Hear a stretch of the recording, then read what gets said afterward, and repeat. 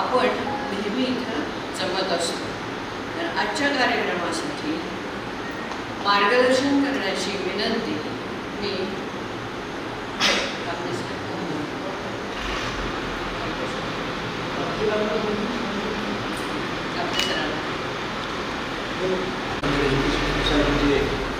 सचिव उपाध्यक्ष सर्व पदाधिकारी आणि आपण सर्वजण आजचा हा दिवस अत्यंत उत्साहाचा आनंदाचा आणि सर्वांना एक पुढे घेऊन जाण्याच्या दृष्टीनं मार्गदर्शन करणारा असा दिवस आहे.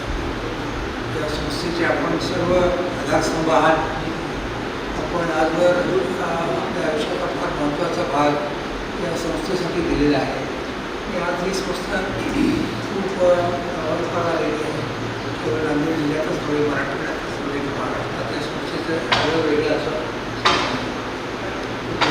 मुलींची पुण्य त्यांचे आशीर्वाद आपल्या पाठीशी आहेत. शाळा यांनी आपल्याला खूप चांगलं मार्गदर्शन केलेलं आहे आणि सर्व पदाधिकारी यांनी आपण काम केलेलं आहे आणि संस्थेला सहयोग दिलेला आहे, मार्गदर्शन केलेलं आहे.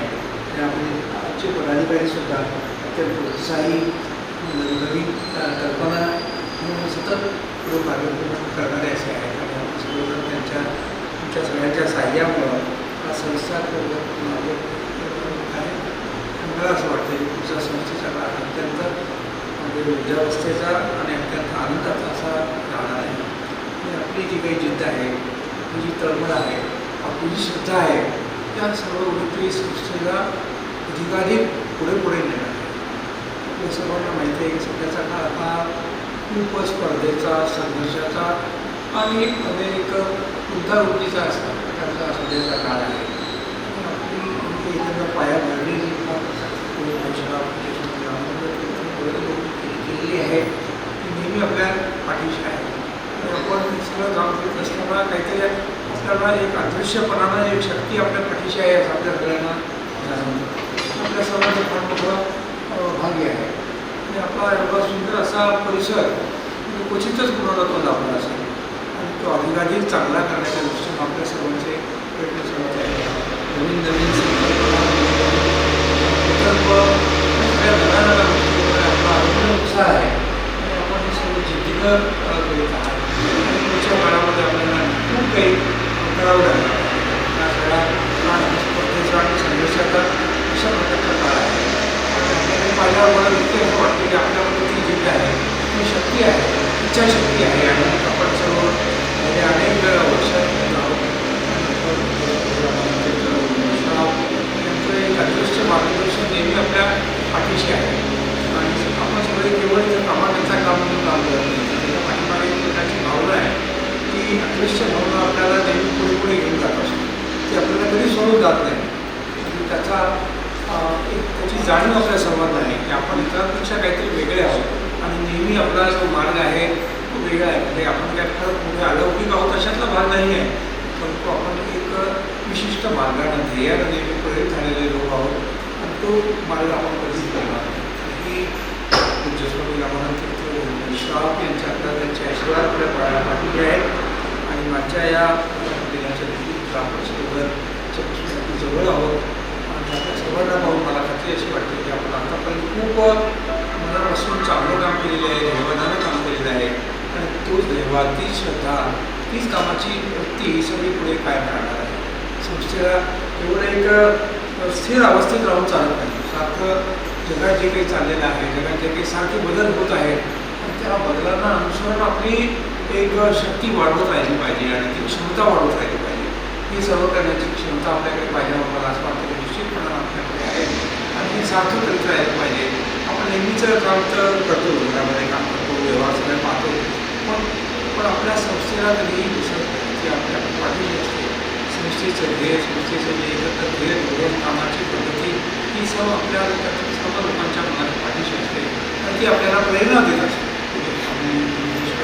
त्यांचे आशीर्वाद आपल्या सर्वांच्या पाठीशी आहेत आणि ते आपण कधी विसरत नाही. ते घेऊनच आपण पुढे काम करतो.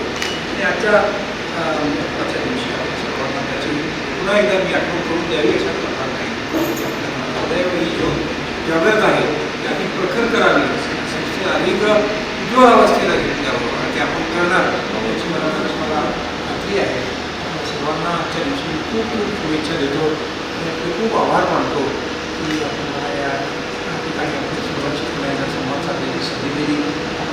उत्साही कार्यकर्ते नेतृत्व आपलं हे सगळं जे आहे ते अत्यंत हे वादाला प्रेरित झालेलं अशा प्रकारचं आहे.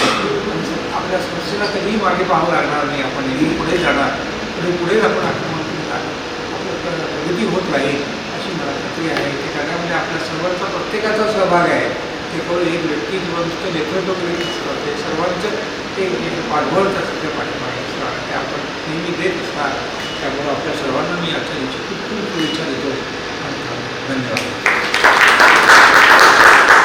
बातमी आहे आपल्या आजच्या सभेमध्ये आपले अभ्यासू व्यक्तिमत्व आपल्या एवढे आपले इलेक्शन झाले त्याच्यामध्ये इलेक्शन ऑफिसर म्हणून आपल्यामध्ये नेहमी आपल्याला सपोर्ट करत आले CA गोविंदजी मुंदडा हे माहेश्वरी सभेचे अध्यक्ष म्हणून आज निवड झालेली आहे त्यांचा सत्कार करण्यासाठी मी काब्दे सरांना विनंती करतो की त्यांनी त्यांचा यशोचित सत्कार करा.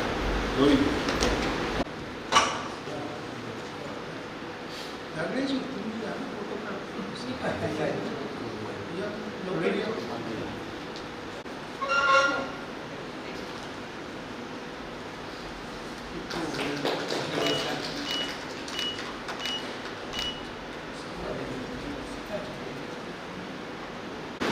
CP गावडे सरांना विनंती करेन की याच्याबद्दल थोडंसं 2 मंच उपस्थित या सभागृहातील सर्व मान्यवर, सर्वप्रथम वर्धापन दिनाच्या आपल्या सगळ्यांना हार्दिक शुभेच्छा. आदरणीय काब्दे सरांनी ज्याप्रमाणे सांगितलं की आपल्या संस्थेची उत्तरोत्तर प्रगती हो, मी त्याकरता सुद्धा शुभेच्छा देतो. चार्टर्ड अकाउंटंट गोविंदजी मुंदडा ज्यांनी आपल्या या संस्थेमध्ये निवडणूक अधिकारी म्हणून यांनी महत्त्वाची भूमिका बजावली, त्यांची 11 जून रोजी नांदेड जिल्हा माहेश्वरी सभेच्या अध्यक्षपदी निवड झाली. समाजामध्ये नेतृत्व करताना अनेक प्रश्नांना तोंड द्यावं लागते. लोकांच्या अपेक्षा ज्या आहेत पूर्ण कराव्या लागतात. नांदेड जिल्हा माहेश्वरी सभा ही संपूर्ण जिल्ह्यामध्ये 1350 माहेश्वरी समाजाचे कुटुंब आहेत आणि त्या कुटुंबाचं नेतृत्व करणारी एक सर्वोच्च संघटना आहे. त्याच्या अंतर्गत मग युवा संघटना आहे, महिला संघटना आहे.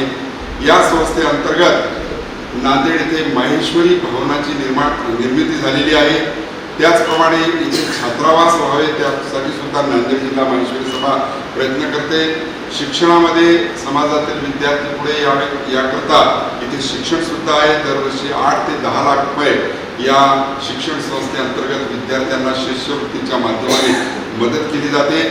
त्याचप्रमाणे नांदेड येथे जे माहेश्वरी समाजाचे गरीब कुटुंब आहेत त्यांच्याकरता एक 72 फ्लॅटची योजना येथे बियाणे कुटुंबियाच्या मदतीने इथे झालेली आहे आणि त्यांना एक अल्प दरामध्ये हे घर देण्यात आलेले आहेत. असे अनेक प्रकारचे सामाजिक उपक्रम, सामाजिक कार्य नांदेड जिल्हा माहेश्वरी सभा करीत असते. या नांदेड जिल्हा माहेश्वरी सभेचा मी सुद्धा 2दा अध्यक्ष होतो, याचा मला सुद्धा आणि गोविंदजी मुंदडा यांची निवड झाली. यापूर्वी ते नांदेड जिल्हा माहेश्वरी सभाचे सचिव होते आणि आता त्यांची अध्यक्ष म्हणून निवड झालेली आहे. त्यांच्या कार्यकाळामध्ये समाजाला भरपूर अपेक्षा आहे. इथे आता विवाहाची समस्या समाजामध्ये फार म्हणजे समस्येने समाजग्रस्त आहे. त्याकरता सुद्धा त्यांनी आपल्या वक्तव्यामध्ये सांगितलेलं आहे त्याच्या सत्कार समारंभामध्ये की मी विवाहाची जी समस्या आहे, विवाह जुळवणे, समाजामध्ये तलाकची म्हणजे फार वाढलेला आहे, संबंध विच्छेद होणे याकरता सुद्धा मी प्रयत्न करणार. त्याचप्रमाणे इथे समाजाचा विच्छेद न होणे, विच्छेद करता नाही बरोबर. आणि त्याचप्रमाणे इथे समाजाचं एक कार्यालय व्हावं, समाजाची डिरेक्टरी व्हावी, या असे अनेक प्रकारचे कार्य त्यांनी हाती घेतलेले आहे. मी त्यांना आपल्या संस्थेतर्फे शुभेच्छा देतो. धन्यवाद. आजचे सत्कार मूर्ती श्री गोविंदजी मुंदडा यांना विनंती करतो की आपण आपले मनोगत द्या. नांदेड़ एजुकेशन सोसाइटी के पूर्व अध्यक्ष श्रीमान डॉक्टर काब्दे साहब, अध्यक्ष श्री प्रवीण जी पाटिल, सेक्रेटरी पक्की मैडम, नागापुरकर साहब, प्रफुल्ल जी अग्रवाल और उपस्थित सभी सदस्य, डॉक्टर साहब, सभी को मैं सबसे पहले आज यहाँ पर मुझे बुलाया गया और मेरा सत्कार किया गया, इसके लिए मैं आप सभी का धन्यवाद करता हूँ। अभी अभी दागड़े जी ने बताया कि कई कार्य करना है, और सर समाज जो रहता है वो देश के विकास के लिए रहता है। समाज एक पर्टिकुलर कम्युनिटी का नहीं रहता, सारे समाज एकत्रित होकर देश के राष्ट्र के निर्माण में हम सब भागीदार होते हैं। उसी को ध्यान में रखते हुए हमें आगे कार्य करना है। और रही बात नांदेड़ एजुकेशन सोसाइटी से, मुझे बहुत कुछ सीखने को मिला। लगातार 3 टर्म तक मैंने एज एन इलेक्शन ऑफिसर का काम किया। कई अड़चनें आई, लेकिन उन अड़चनों को सब दूर करते हुए हमारे प्रवीण पाटिल मुझे हमेशा हिम्मत देते हैं कि भाई कोई भी कठिनाई आए, कठिनाइयों का सामना, चैलेंजेस को फेस करना, यही अपना मुख्य उद्देश्य होता है। और वही चैलेंजेस को फेस करते करते मैंने वहाँ पर सचिव पद का ग्रहण किया और सचिव पद पे बहुत अच्छा कार्य किया। उसी को मद्देनजर रखते हुए मुझे समाज के लोगों ने अध्यक्ष पद पर मुझे स्थापित किया। मैं पुनश्च नांदेड़ एजुकेशन सोसाइटी का धन्यवाद करता हूँ, यहाँ पर मुझे बुलाकर सत्कार किया गया। धन्यवाद। खरं म्हणजे यावेळेस अशी इच्छा होती माझी सांगायला की सगळ्या डिपार्टमेंट, सायन्स आणि पीपल्स कॉलेज आणि हायस्कूलला तर डिपार्टमेंट नसतं म्हणा, पण सगळ्या डिपार्टमेंट्सच्या हेड्सना बोलून एक मीटिंग आजच्या या वर्गाबंदीने घ्यावी. पण एनी हाव ते काही सगळ्या गडबडीमध्ये जमलं नाही. ॲडमिशनची गडबड, बऱ्याच गडबडी होत्या, त्यामध्ये ते जमलं नाही. पण यानंतर यावर्षी येणाऱ्या आईच्या किंवा स्वामीजींच्या जयंतीच्या दिवशी कधीही आपण हे घेऊ शकतो. आणि मात्र पुढच्या वेळेसपासून वर्धापन दिनाच्या निमित्त पूर्वी आपण जसं घ्यायचो, पूर्वी कदाचित तुम्हाला आठवत असेल, मोबाईलवर सरांना निश्चित आठवत असेल की हेड्सची आपण सर मीटिंग घ्यायचो, हेड्स यायचे आणि डिपार्टमेंटमध्ये काय झालेलं आहे आणि काय करायचं आहे हे त्या दिवशी सांगायचं. ही प्रथा आपण पुन्हा सुरू करूया. मी संस्थेच्या अध्यक्षांना विनंती करते. आदरणीय माजी अध्यक्ष, माजी खासदार, रेल्वे परिषदेचे, मराठवाडा रेल्वे परिषदेचे अध्यक्ष डॉक्टर व्यंकटेशजी काब्दे, माझे सहकारी उपाध्यक्ष प्रफुल्ल राधाकिशनजी अग्रवाल, सचिव श्यामलताई दीपनाथ पत्की कुरुंकर आणि सहसचिव प्रदीप अनंतरावजी नागापूरकर, तसेच उपस्थित सर्व कार्यकारिणी सदस्य आणि सदस्य. आजचा हा दिवस खूप महत्त्वाचा आहे. 26 जून 1950 रोजी एका महान आदर्शाने आपल्या नांदेड एज्युकेशन सोसायटीची म्हणजे पीपल्स कॉलेजची स्थापना ही स्वामी रामानंदजी तीर्थ यांनी MK अलोडी का मेलोडी अलोडी जे त्यावेळेला हैदराबाद संस्थानाचे मुख्यमंत्री होते, त्यांच्या हस्ते केली. याला खूप महत्त्व आहे. का केली त्यालाही खूप महत्त्व आहे. स्वामीजींनी आपल्या पहिल्या भाषणामध्ये आपल्याला पथदर्शक मार्गदर्शन केलेलं आहे की का आपण पीपल्स कॉलेजची स्थापना करतो. पर्यायाने नंतर नांदेड एज्युकेशन सोसायटीची स्थापना झाली. तर याच्यामध्ये सर्वात महत्त्वाचा उद्देश होता तो विद्यार्थी घडवण्याचा. विद्यार्थी घडवताना फक्त शिक्षण हे उद्देश न ठेवता त्याच्यामध्ये माणूस घडवण्याची जबाबदारी ही नांदेड एज्युकेशन सोसायटीची आहे असं त्यांनी त्यांच्या भाषणामध्ये म्हटलं होतं. पुढे जाताना त्यांनी म्हटलं की आपला जो विद्यार्थी असेल तो फक्त शैक्षणिक क्षेत्रात प्रगती करणार नाही, तर तो सामाजिक जबाबदारी, राष्ट्रभक्ती या सर्व गोष्टींचं पालन करेल आणि एक आदर्श नागरिक म्हणून देशामध्ये त्याचं स्थान असेल. हे स्वप्न स्वामीजींनी पाहिलं होतं. ते पाहत असताना विचाराची दिशा सुद्धा स्वामीजींनी दिलेली होती. ती दिशा आजही तितकीच महत्त्वाची आहे. ती कालबाह्य झालेली नाही. ती दिशा होती पुरोगामी विचारांची दिशा, जातपात धर्मभेद आम्ही विद्यार्थ्यांमध्ये करणार नाही आणि आमच्या संस्थेच्या शिक्षकांनीही तो करू नये अशा पद्धतीची अपेक्षा त्यांनी व्यक्त केली. ही खूप महत्त्वाची आहे. राष्ट्र जर टिकवायचं असेल तर ह्या विचारसरणीला डावलून चालणार नाही. राजकीय काही असू द्या, परंतु हे मान्यच करावं लागेल की पुरोगामी विचारसरणीचं पालन केल्याशिवाय देश टिकणार नाही. जर आपण पुरोगामी विचार, आणि म्हणूनच राज्य आपल्या घटनेमध्ये सुद्धा सांगण्यात आलेलं आहे की ही जी सेक्युलर विचारसरणी आहे त्याचा स्वीकार केलेला आहे. व पक्ष कोणताही असो त्याला आपल्या जाहीरनाम्यामध्ये सेक्युलरिझम लिहावाच लागतो आणि तो मानावाच लागतो. तर ही गरज आहे. आपल्याला राजकारण नाही करायचं, आपल्याला समाजकारण करायचं आणि चांगले विद्यार्थी घडवायचे. स्वामीजींनी अत्यंत उच्च विचार मांडले की विद्यार्थी हा देश पातळीवरच नाही तर आंतरराष्ट्रीय पातळीवर सुद्धा तो पोहोचला पाहिजे. त्याने विचार आंतरराष्ट्रीय पातळीचा सुद्धा केला पाहिजे. त्यावेळेला विचार करा, 76 वर्षापूर्वी हे विचार मांडलेले आहेत. आजही ते तितकेच महत्त्वाचे. आज आपले अनेक विद्यार्थी परदेशामध्ये जाऊन शिक्षण घेतात, काही तिथंच राहतात, काही भारतात परत येतात आणि ते भारताची जी अर्थसत्ता आहे ती बळकट करण्याचा प्रयत्न करतात. किती महत्त्वाचे विचार होते, खूपच महत्त्वाचे विचार होते. आणि ही संस्था जी आहे माणसांसाठी चालवलेली संस्था, म्हणजे लोकांनी लोकांसाठी चालवलेली संस्था असा त्यांनी त्यावेळेला उल्लेख केला होता. लोकशाहीची मूल्य जी आपण जपलीच पाहिजे अशा पद्धतीचं त्यांचं मार्गदर्शन होतं. पुढे त्यांनी असं म्हटलं त्या भाषणामध्ये की आपल्याला सरकारी मदत जी मिळेल ती आणि देणगीदारांच्या स्वरूपात जी मदत मिळेल त्याच्या सहकार्याने संस्था पुढे न्यायची. आणि त्याचं उत्तम उदाहरण म्हणजे स्वामीजींनी जी संस्था आपली उभी केली, लाहोटी सभागृह जे इथे सायन्स कॉलेजला आहे ते त्यांचे अत्यंत जवळचे सहकारी पुरणमलजी लाहोटी त्या काळामध्ये 1 लाख रुपयाची देणगी दिली. त्यांनी ते पुरणमलजी लाहोटी सभागृह उभं केलं. असे अनेक देणगीदार आले त्यांच्या आव्हानावर.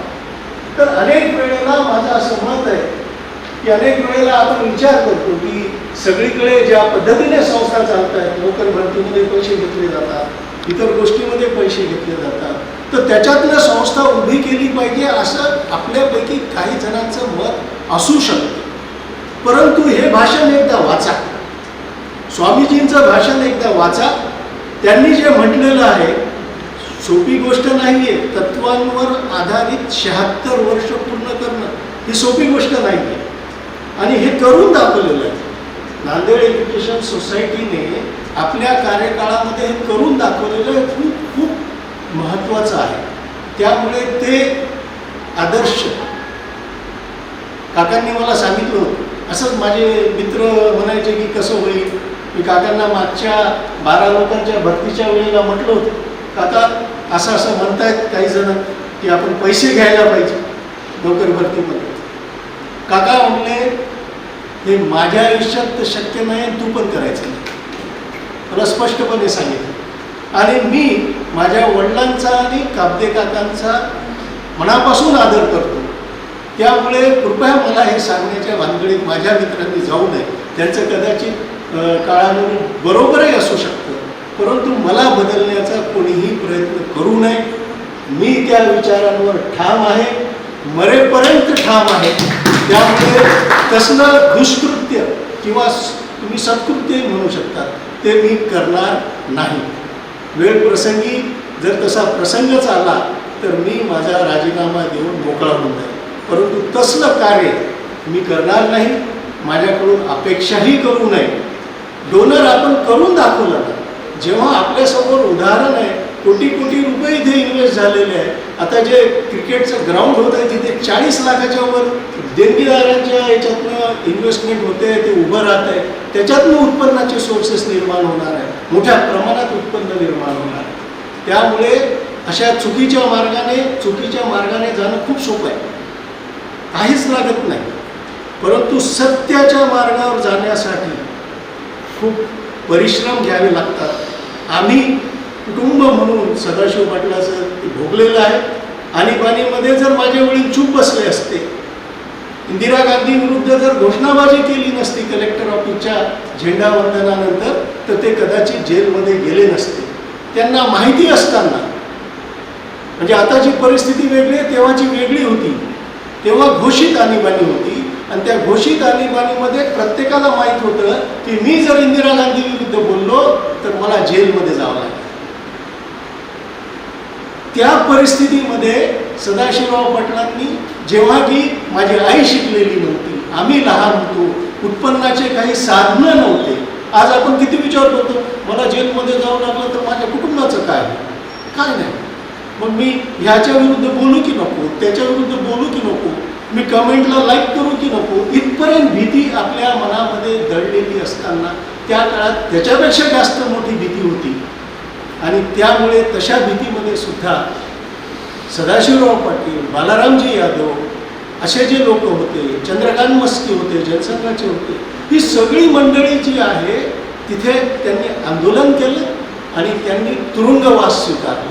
ह्याला लागतं धैर्य. जर तुमच्यामध्ये खरोखर सत्यता असेल, सत्यनिष्ठा असेल, तरच तुम्ही हे करू शकता. आणि ते मला अभिमान वाटतो की माझ्या वडिलांनी ते केलं आणि अशा वडिलांचा मी मुलगा आहे. त्यामुळे कृपया मला परावृत्तीत करण्याच्या भानगडीत कोणी जाऊ नये. हे खूप या ठिकाणी मी आता शेवटचं सांगतो, नाही तर आपले संबंध खराब होऊ शकतात. त्यामुळे कृपया मला हे आता सांगू नये की तुम्ही असं करा तसं करा. उलट मी बघेन की माझ्या वडिलात आणि माझ्यात थोडासा फरक आहे. त्यांचं असं होतं की मी खाणार नाही, तुम्ही खाल्लं तर खाल्लं, असं होतं. माझं तसं नाही, मी खाणार नाही आणि खाऊ पण देणार नाही. अशा पद्धतीचं माझं व्यक्तिमत्व प्युरिफिकेशन झालेलं आहे. म्हणजे पिढी दर पिढी. माझ्या आजोबापासून, माझे आजोबा काँग्रेसचे सरपंच होते. त्यांनी सुद्धा, म्हणजे त्या काळामध्ये जी आपली राष्ट्रपती होती प्रतिभाताई पाटील, ती भाषण करायला उभी राहिली मुक्ताईनगरला, तर तिला म्हणलं, ए मुली तू खाली बस. ती मंत्री होती, तिला खाली बसवलं लागलं. इतकं म्हणजे स्पष्ट बोलणाऱ्या कुटुंबाचं रक्त माझ्यामध्ये सुद्धा आहे.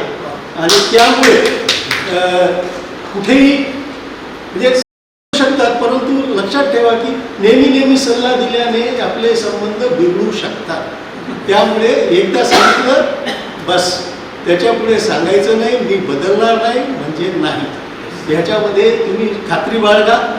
कारण स्वामीजींनी मला एक नेहमी आपले खिल्लारे म्हणत असतात की स्वामीजींचं एनर्जी जी आहे चुकीच्या माणसाला इथे टिकू देत नाही. आणि हे मी सुद्धा अनुभवलं की जे चुकीचे लोक होते ते अगदी म्हणजे काही दिवस त्यांना सुधारण्याचा संधी स्वामीजीच्या एनर्जीने दिली, 2दा 3दा, परंतु ते सुधारण्याऐवजी बिघडत गेले तर ते प्रवाहाच्या बाहेर फेकले गेले.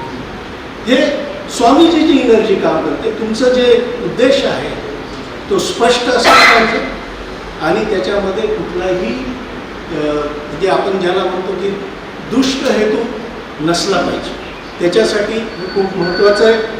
स्वामीजींनी भरपूर काही संस्थेसाठी स्वप्न बघितली, जवळपास ती पूर्ण झालेली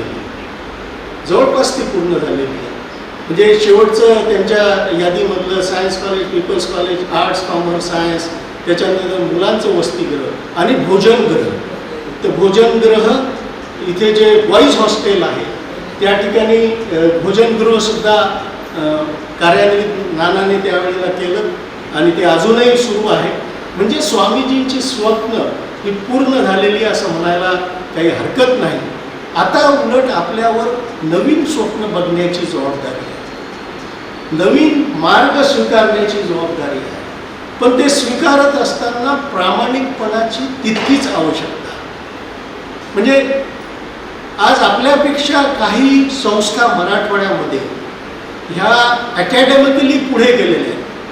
म्हणजे लातूरचंच उदाहरण घेतलं तर दयानंद शिक्षण संस्था आणि आपली शाहू कॉलेज हे खरंच आपल्यापेक्षा पुढे आहे. म्हणजे आपण स्पष्टपणे मान्यच करायला पाहिजे. आपण तिथं जाऊन बघायला पाहिजे की काय पद्धतीने ते शिकवतात. मी शिक्षक कमी आहे असं बिलकुल म्हणत नाही. आपले शिक्षक कदाचित त्यांच्यापेक्षा उच्च दर्जाचे आहेत कदाचित, परंतु त्यांची जी एनर्जी आहे ती विद्यार्थ्यांच्या शिकवण्याकडे न जाता इतर गोष्टीकडे डायव्हर्ट होते. म्हणजे एखादा व्हाईस प्रिन्सिपल निवडला की असंच कसं केलं तसंच कसं केलं, 3 पानी पत्र. आपण जी लोकशाहीमध्ये विश्वास ठेवतो त्यामुळे हे शक्य आहे. म्हणजे त्यांनी देऊ नये असं मी म्हणत नाही, परंतु दुसऱ्या संस्थेत हे शक्य आहे का? आपल्या शेजारच्या रस्त्याच्या पलीकडच्या संस्थेत शक्य आहे का? तर नाही. आपण दिलेल्या लोकशाहीमुळे हे सगळं घडतंय आणि आम्हाला त्याचं दुःख नाही, कारण बाजू मांडण्याचा अधिकार प्रत्येकाला आहे. फक्त एवढंच म्हणेल की नियमांचा अभ्यास करून संस्थेला पत्र लिहायला पाहिजे की संस्थेला असं व्हाईस प्रिन्सिपल नेमायचा अधिकार आहे किंवा नाही. 2 व्हाईस प्रिन्सिपल असतात, एक स्टॅच्युटरी असतो, एक संस्थेचा असतो. त्याला कशाला कुणाला विचारायची गरज आहे? परंतु आपलं ज्ञान पाजळायची अनेक लोकांना सवय लागलेली आहे आणि ते लिखित स्वरूपात ते करतायत. तर त्याची नोंद आपण मात्र ह्यापुढे आता 76व्या वर्षापासून रेकॉर्ड आपण तयार करणार आहोत की कोण कोण अशा पद्धतीने केव्हा केव्हा काय काय केलेलं आहे. तर मी विनंती करेन सर्व प्राध्यापक वृंदांना की कृपया संस्थेचा विचार करा, स्वामीजींचा विचार करा. आता सर्वात महत्त्वाचं नांदेड का निवडलं स्वामीजी?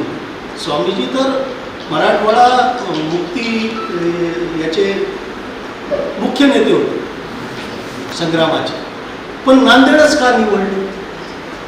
औरंगाबाद का नाही निवडलं किंवा लातूर का नाही निवडलं? तर सर्वात महत्त्वाचं आहे की स्वामीजींनी नांदेड का निवडलं तर त्यांनी त्यांच्या भाषणात म्हटलेलं आहे की नांदेड हे शिक्षणाच्या दृष्टीने त्यांना योग्य वाटलं, मध्यवर्ती वाटलं, मराठवाड्याचं हृदयस्थान वाटलं आणि दळणवळण इथून त्यांना चांगलं वाटलं. म्हणजे इथून आपण आंध्र तेलंगणा तिकडे जाऊ शकतो, इकडे कर्नाटकात जाऊ शकतो, महाराष्ट्रात जाऊ शकतो. अशा पद्धतीने विचार करा. आज नांदेड म्हणजे स्वामीजींनी त्यावेळेला विमानाचा विचार केला नाही. आज नांदेडहून देशभरामध्ये विमानसेवा आहे. आज नांदेडहून देशभरामध्ये रेल्वेची सेवा आहे. रस्त्यांनी आपण जोडलेले गेलेलो आहोत. नांदेडसारखं शहरच नाही खरं सांगायचं. इतक्या सगळ्या सुविधा म्हणजे मी जेव्हा आमच्या पुण्याच्या मित्रांना सांगतो की म्हणतो एवढं आहे का? तुला नांदेडहून जम्मूपर्यंत ट्रेन जाते, इकडं कन्याकुमारीपर्यंत ट्रेन जाते, तिकडं दिल्लीच्या पुढे ट्रेन जाते. तर हे जे काही आहे हे स्वामीजींनी विचार केलेलं होतं ते प्रत्यक्षात आता कदाचित त्यांनी तसा विचार केला नसेल, पण दळणवळण त्यांनी म्हटलेलं आहे की दळणवळणासाठी नांदेड हे योग्य असं ठिकाण आहे. तर ते सिद्ध झालेलं आहे. गुरु गोविंद सिंगांच्या पावन पदस्पर्शाने आपली ही भूमी पावन झालेली. म्हणजे आपण भाग्यवान आहोत खरं म्हणजे की आपण नांदेडमध्ये आहोत. हे खूप खूप महत्त्वाचं आहे. कारण मग ते गुरु गोविंद सिंगांचा जे काही कॉन्ट्रीब्युशन म्हणजे आज आहोत आपण खरं म्हणजे गुरुद्वाऱ्यामुळेच आहोत खरं सांगायचं. विमानसेवाही सुरू झाली गुरुद्वाऱ्यामुळेच झाली, रेल्वेही आली गुरुद्वाऱ्यामुळेच आली. तर हे सगळं काही गुरुद्वाऱ्याची देण आहे. आणि त्यामुळे सदाशिवराव पाटलांनी आणि काब्दे काकांनी असं ठरवलं की गुरुचा एक प्रतिनिधी आपल्या संस्थेत असला पाहिजे. आणि त्या निमित्ताने नवनिहाल सिंगला पहिली एंट्री या संस्थेमध्ये मिळाली. म्हणजे स्थापनेपासून एकही सरदारजी आपला सदस्य नव्हता. आता 3 सरदारजी आपले सदस्य आहेत, परंतु पहिला मान तो नवनिहाल सिंगांना मिळाला. ही संस्था इतका विचार करते. आजही शारदा भवन किंवा इतर कुठल्याही संस्थेमध्ये तुम्ही दाखवून द्या नांदेडच्या की म्हणजे ज्या शीख समाजाच्या संस्था नाही तिथे शीख समाजाला प्रतिनिधित्व मिळालेलं आहे. ते आपण दिलेलं आहे. म्हणजे किती सामाजिक बांधिलकीचा आपण विचार करतो. विविधता में एकता ही फक्त आणि फक्त नांदेड एज्युकेशन सोसायटीमध्येच बघायला मिळते. हे खूप महत्त्वाचं आहे. धर्म जाती पंथ मानायचं नाही म्हणजे मानायचं नाही. मला काही मित्र सांगतात, सर तुम्ही ते जातीवर बोलू नका, धर्मावर बोलू नका. अरे पण स्वामीजीच बोलले ना पहिल्या भाषणात की धर्म जाती पंथाचा विचार न करता आपण पुढे जायचं आहे. ते भेद विद्यार्थ्यांमध्ये असता कामा नये. नंतर राजकारणात गेल्यावर त्यांचे कोणतेही झेंडे हाती घेऊ द्या, त्यांना म्हणू द्या मी कोणता झेंडा घेऊ हाती, काही फरक पडत नाही. कारण आजकाल त्या झेंड्याला महत्त्वच राहिलं नाही. आज हिरवा उद्या निळा परवा भगवा, ते काहीच हे राहिलेलं नाही. परंतु आपल्याला जे विद्यार्थी घडवायचे आहे ते आदर्श विद्यार्थी घडवायचे. आपल्या इथे माझ्यावर बऱ्याचदा तुम्ही शांभवीला घेतलं, मंदिरला घेतलं, ह्यांना घेतलं, ते आपल्या विचारांचे नाही. मी तुम्हाला छातीठोकपणे सांगतो, ते मानतात की नाही मानतात, परंतु उजव्या विचारांमधले ते समाजवादी आहेत आणि म्हणून त्यांना आपण इथे घेतलेलं हे लक्षात घ्या. त्यांच्या वर्तनावर नाही तुम्ही जर लक्ष दिलं ना, त्यांच्या घरामध्ये मुसलमान कामाला आहे, दलित कामाला आहे, तर हे कसलं लक्षण आहे? तर उजव्यांमधला समाजवाद. शेवटी प्रत्येकामध्ये विचार असतात. आपण जे विचार आपल्याला आवडतात त्या विचारांना स्वीकारून या ठिकाणी पुढे जाण्याचा निर्णय घेतलेला आहे. मला खात्री आहे. आणि आजचा दिवस हा जो वाढदिवस आहे 76वा, इतिहासात फार महत्त्वाचा आहे. त्याचं कारण असं आहे की ह्यापूर्वीचे जे काही वर्धापन दिन झाले त्यावेळेला एकमेव अध्यक्षच शिल्लक होता, पूर्वाध्यक्ष कधीच शिल्लक नव्हता. आपण जर बघितलं आजचा 76वा वर्धापन दिन असा आहे की यात इथे माजी अध्यक्ष सुद्धा आहेत आणि आजी अध्यक्ष सुद्धा आहेत. तर ह्या दृष्टीने सुद्धा आजचा हा 76वा वर्धापन दिन खूप महत्त्वाचा आहे. हा एक बदल आहे.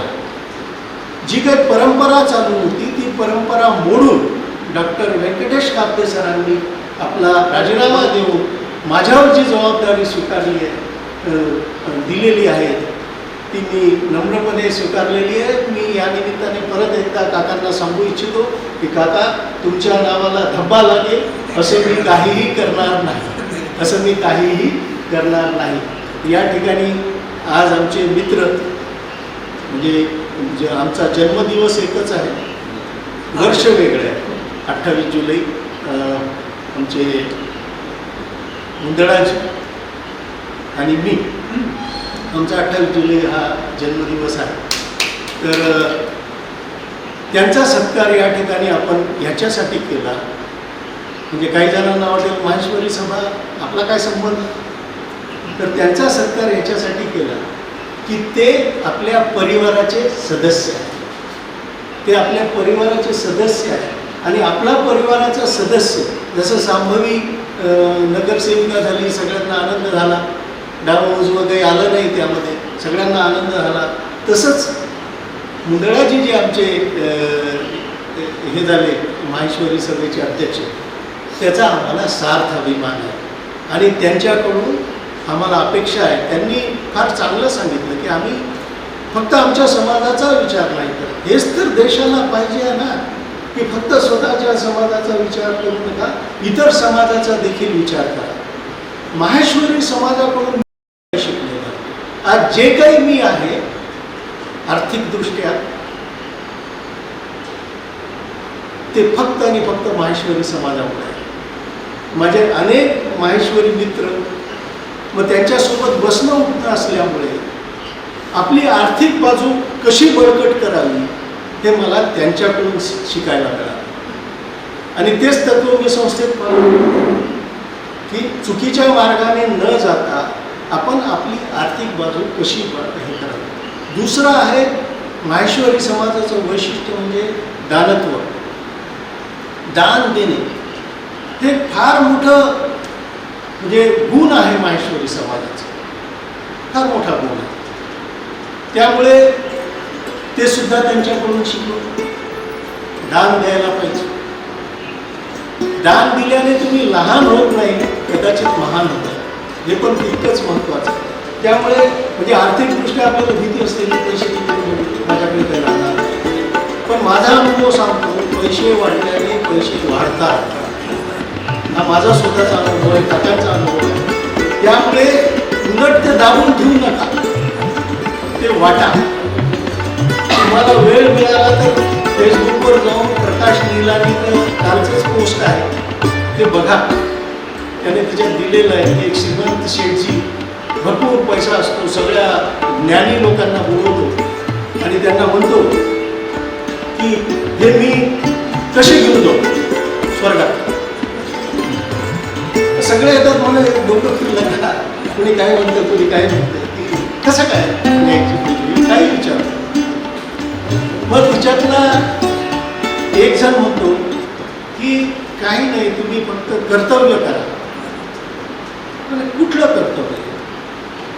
तर तुम्ही दान करा, कारण तुम्ही सुई सुद्धा सोबत नेऊ शकत नाही. त्यामुळे ह्या पैशाचा तर प्रश्नच नाही, हे सगळं इथंच राहणार आहे. कदाचित तुमच्या कुटुंबाकडे राहील, कदाचित त्यांच्याकडे पण राहणार नाही. आजची परिस्थिती इतकी भयानक आहे. कुणाला जर कळालं की तुमच्या कुटुंबाकडे तुमचा भरपूर पैसा आहे तर एखादा रिंगा येऊन याच्यामुळे ते पण डेंजरस आहे. त्यामुळे काय करा, तर दान करा.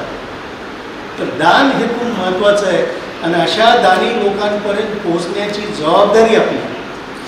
आपण दान स्वीकारण्यास तयार आहोत हे लोकांना सांगण्याची गरज आहे. जसं आमचे डॉक्टर उमेश भालेराव यांनी मागे जाहीर केलं की स्विमिंग टँक जो आपण करणार त्याला ते मोठी रक्कम देणार आहे. मी रक्कम सांगत नाही, परंतु मोठी रक्कम ते देणार आहे. तर ती रक्कम घेऊन आपण त्या ठिकाणी स्विमिंग टँक जो आहे पीपल्स कॉलेजचा तो सुद्धा पूर्ण करण्याचं स्वप्न मुराशी बाळगलेलं आहे. त्यामुळे त्या स्वप्नाला पूर्ण करण्याची जबाबदारी आपल्या सर्वांवर आहे. शेवटी मी एवढं सांगू इच्छितो की आपलं जे सायन्स कॉलेजचं बॉईज हॉस्टेल आहे, मी आपल्यासमोर प्रस्ताव करतो, कार्यक्रम येईलच. त्या बॉईज हॉस्टेलचं नामकरण करण्याचा माझा मानस आहे. त्याचं साने गुरुजी मुलांचे वसतिगृह अशा पद्धतीचं त्याचं नाव आपल्याला द्यायचं आहे.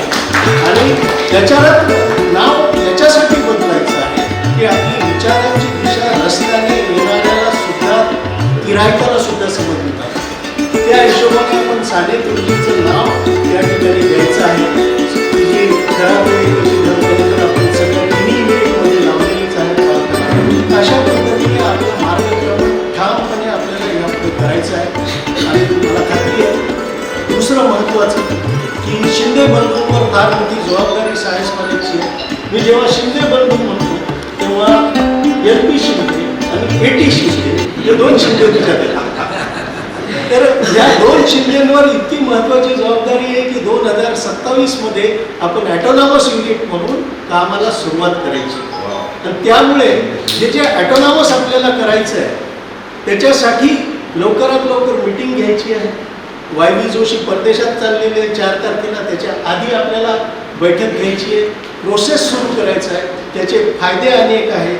तोट्यांची चिंता करू नका, तोटे बाजूला गळून पडतील आणि आपण एका दिशेने जाऊया. आपले स्वतःचे, म्हणजे जसं स्वामीजींनी सांगितलं की आपल्याला विद्यार्थी कसा घडवायचा आहे, सामाजिक जबाबदारी असणारा विद्यार्थी घडवायचा आहे. गरिबाबद्दल त्याला कळवळा असला पाहिजे, गरजूवंताला त्याने मदत केली पाहिजे.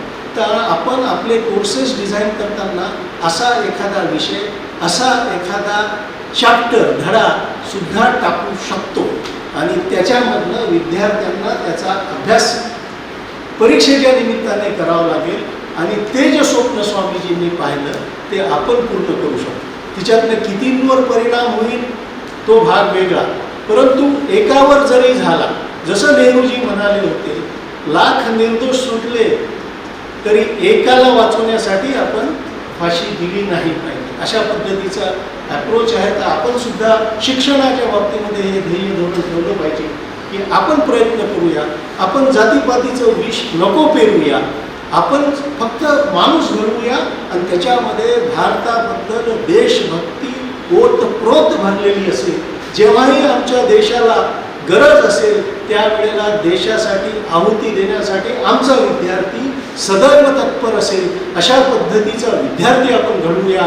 परत एकदा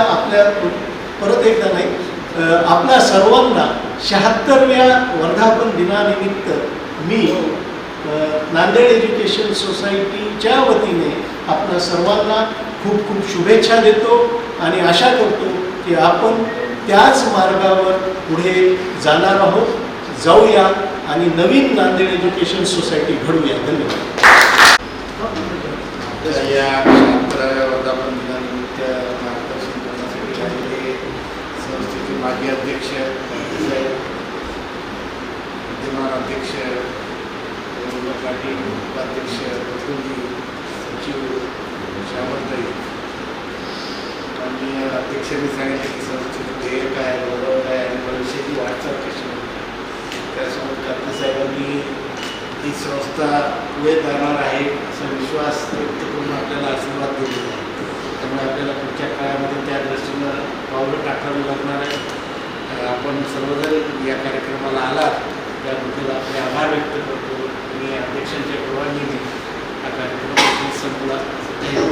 इथून पीपल्स कॉलेजला जायचं आहे, माल्यार्पण इथे